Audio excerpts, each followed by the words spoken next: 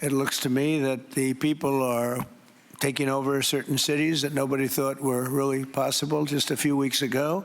We're watching the situation very carefully. That doesn't mean boots on the ground, but it means hitting them very, very hard where it hurts. Last night in Tehran and some other places, a bunch of vandals showed up and destroyed buildings belonging to their own country just to please the U.S. president. President Trump and the supreme leader there of Iran, as you look at a map of the recent protests just in the past day or so, we're now at plus 100 cities where they're seeing activity, protest activity, and there is some crackdown by the regime. What does this mean big picture? Let's start there and bring in Fox News senior strategic analyst, retired General Jack Keane. General, thanks for being here. This seems like it started as an economic protest, but has developed into a regime protest against the regime, and it seems to be significant. Yeah, no doubt about it. I mean, it started certainly with middle-class merchants in the marketplace and bazaars, and moved to poor working-class workers who felt completely disassociated with the economy. You know, they couldn't make everyday needs. I mean, it's hard to get your head around 42% inflation and what that actually means for an everyday citizen.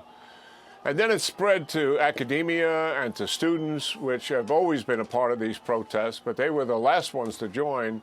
And now it's cutting across much of the socioeconomic demographics that exist in Iran. And it's in major cities, to be sure. The city that matters the most, and is where the seat of power in the government is, certainly Tehran, even though it's widespread, to be sure. And we've seen these before, and we've had aspirations that maybe this is the one that will make the difference, and the regime will collapse and people will get on an airplane and leave. But it's never happened. The only things I would add to that, there are two things that are completely different than the previous demonstrations. One is that the regime is at its weakest point in 45 years. Politically, they can't meet the social and political and economic aspirations of the people. Economically, they're in the tank, to be sure, and with no prospect of recovering. And militarily, they just lost a war. They've lost their platform in Syria.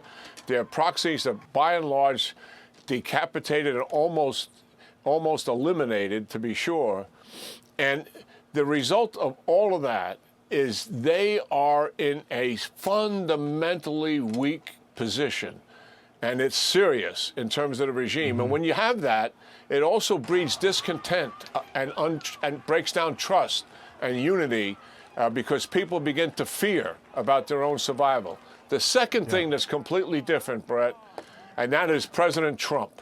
He is in power, and he uses force to accomplish significant objectives, but uses limited force. And he has told them, no uncertain terms, if you kill these people, you're going to answer to me, paraphrasing his words. They've killed 48. They've imprisoned about 2,000. We know when they put them behind the walls, what do they do to them? They torture them, they beat them, and they hang them.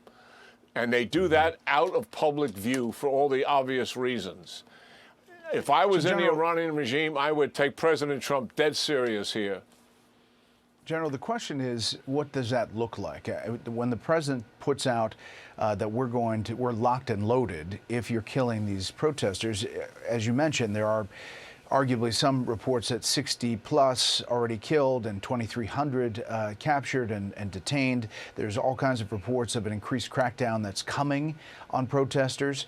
And then you have Israel's concerns about the buildup of ballistic missiles starting up again that could lead to more strikes, either by the U.S. or by Israel. Well, the strikes against ballistic missiles are inevitable. It's just a matter of when. That's the reality. No physical restart of the program for nuclear weapons, although they certainly intend to do that. But the matter at hand dealing with the protests, look, the United States and our Central Intelligence Agency and other agencies are gathering intelligence here. They're monitoring this closely. Remember, Israel killed not some of the Iranian senior military leaders. They killed all of the Iranian senior military leaders. They chose not to kill any of the civilian leaders. Did they know where they were? Could they have killed them? You betcha.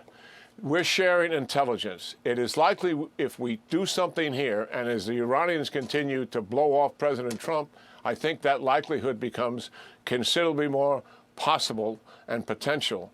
And that is the leaders themselves in the movement. There's headquarters that are responsible for this as well. There's military capability out there that certainly supports all of this. There are a number of options that the president and his team and the Israelis have in dealing with this reality.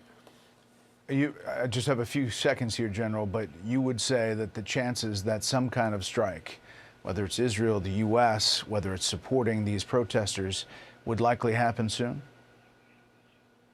I think I would take the president serious. I have no insight into what they're thinking, but I'm listening to what they are saying. And he's dead serious. And anybody at this point that doesn't take President Trump serious when he's saying something like, given the evidence of the last year, is certainly reckless and irresponsible. Mm-hmm. So, yes, he put an ultimatum out there. He established a red line, and he has a tendency, the evidence is in. If you cross it, you're going to pay a price for it. We'll see what that looks like. A lot of hot spots around the world. General, it's always great to have you on. Thank you. Yeah, great talking to you, Brett. Thank you.